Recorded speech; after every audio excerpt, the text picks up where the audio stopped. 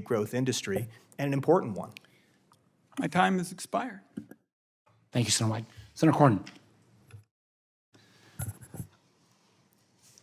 A simple computer or internet search tells me that the AI was basically, the roots of AI go back to 1956.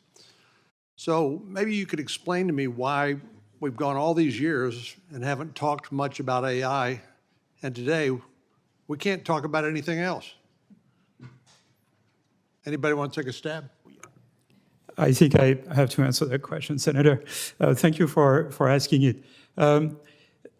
Generally, the problem of making machines to act intelligently has been much more complex than people initially realized.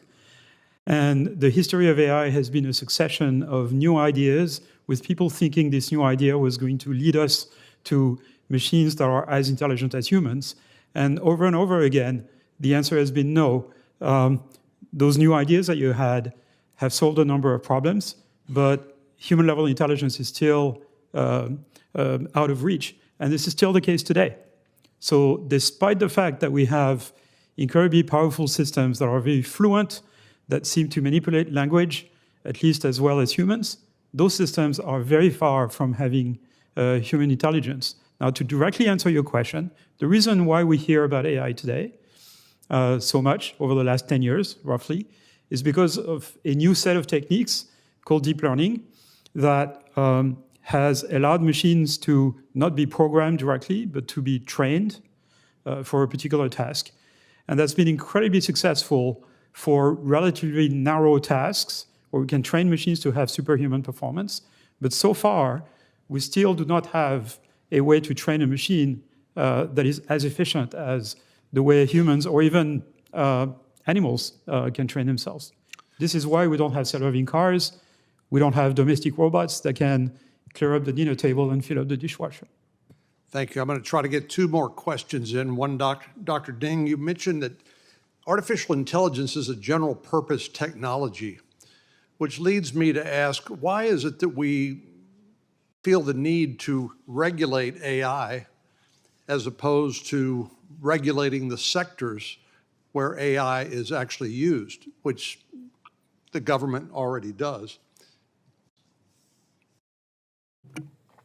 It's a great question. I do think that a sector-specific regulatory model is a good starting point because AI will have different risks across different sectors. In fact, the European Union is a good model for this. In their EU AI regulations, they have identified certain high-risk applications where there are more stringent regulations. So I think the crucial work to be done is identifying which sectors or which specific type of applications would be considered more high risk than others. Obviously, the use of AI in a nuclear power plant, for example, or a chemical processing plant might be higher risk. And then there are other applications that are in a murky area, such as large language models and content generation models. It's more difficult to assess how you would compare the safety risks of those against more traditional industries. Thank you. I just have about a minute. Georgetown Center for Security and Emerging Technology documents that American investors are provided roughly $40 billion or 37% of the capital to PRC AI companies from 2015 to 2021. This has been an area of emerging concerns, subject of an executive order by the administration. Senator Casey and I have in the Defense Authorization Bill an outbound investment transparency bill because it occurs to us that we are helping to finance our chief competitor globally, the PRC. So can you, maybe I'll stick with you, Dr. Ding, can you speak to the how effective those export controls, the outbound transparency issues, how are we doing in terms of slowing down our principal competitor and while we try to run faster?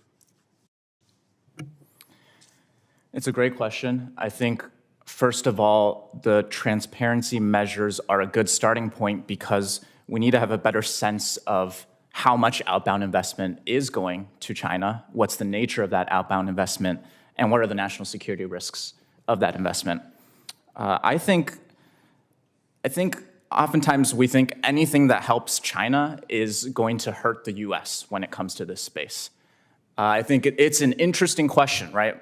ByteDance, companies like Alibaba, Baidu, these giants in China's AI industry, they have a lot of foreign investment, but a lot of the profits that they make come back to the US economy, and it hopefully gets reinvested into American productivity.